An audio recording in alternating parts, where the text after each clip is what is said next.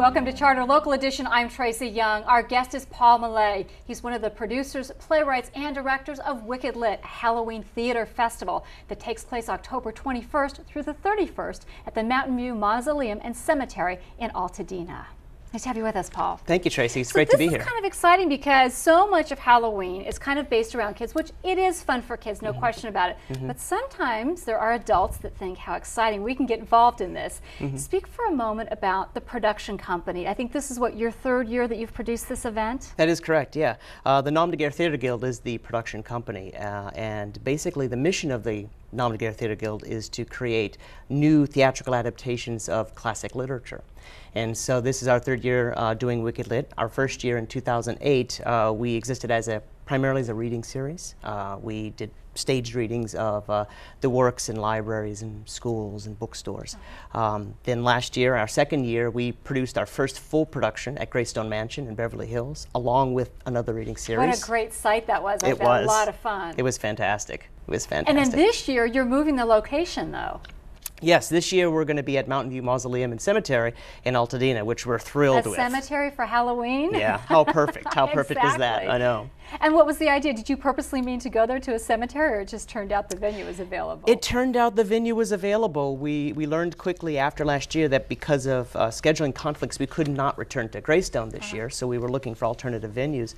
And through the Pasadena History Museum, whom we have a relationship with, we got a hold of Mountain View Mausoleum and Jay Brown, who's the proprietor, who's been very gracious in opening the doors and welcoming us. Well, what a great idea, because even if you went last year, this year it's something different and you have a new venue, so that's terrific, right? A completely different experience. So you have 3 different plays. I understand it's a maximum of 75 people that can come per night, and you present 3 plays, but you only do it, you split everybody up, so there's what, about a maximum of 25 each time you present? That's correct, that's correct. The audience, the maximum audience is 75, and we divide that group up into smaller groups of 25. So it's a very intimate experience for our audience when they experience each show. Right, yes. okay. So let's go through Edgar Allan Poe's The Cask of Amontillado. Thank you for him saying that. Okay.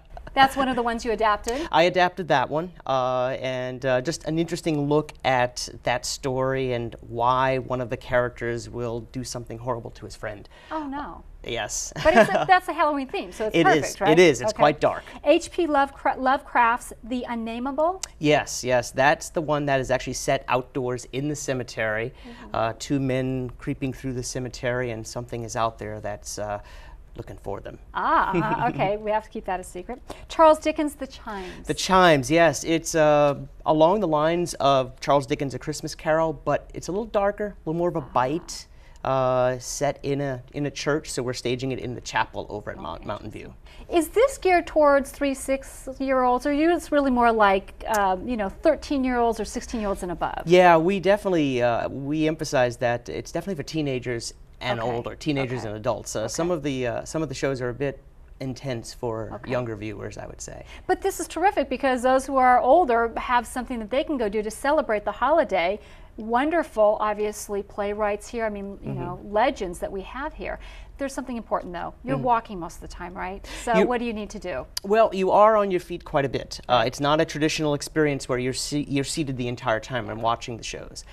So the best thing to do is to bring comfortable walking shoes. And warm jackets? And warm jackets, because it can get chilly, and you know you're going to be moving through the space with the actors in real time as things happen. But that's terrific, because this is an interactive thing. You're not just sitting. You're not just sitting. You're part of the show. Right. And we have to remind people that it's October 21st through the 31st. You're always at Thursday, Friday, Saturday, and Sunday evenings. That's correct. We have added also performances on Tuesday and Wednesday, the 26th and the 27th. Oh, you've added more? Okay, well, terrific. Anyway, great. Thanks for sharing this with us. Very unique and something different to do. Always something exciting in the Southland. Thanks for your time. Thank you, Tracy. For Charter Local Edition, I'm Tracy Young.